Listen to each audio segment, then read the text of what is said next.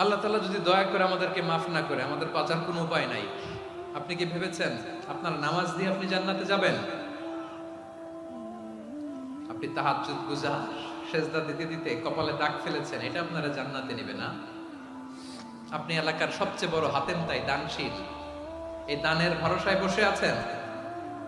কশিন কালো না। আমাদের নামাজ, আমাদের রোজা, আমাদের ইবাদত, এগুলোকে মিজানের পাল্লায় উঠালে কোনো ওজনই হবে না। তবে আমাদের একটা কৌশল জানা আছে, আমরা আল্লাহর রহমতের ভিখারি। আমরা সেদিন আগেই গুনার স্বীকৃতি দিয়ে দেব। আমরা বলবো, আল্লাহ তুমি প্রশ্ন করার আগে তোমার একটা কথা বলি, আমারে কিছু জিজ্ঞেস করো না, আমি সব করেছি। এমন কোন পাপ নাই যে পাপ আমারে দিয়ে হয় নাই। তোমার রহমত দিয়ে তুমি জান্নাতে পাঠাবা, তোমার দয়ায় জান্নাত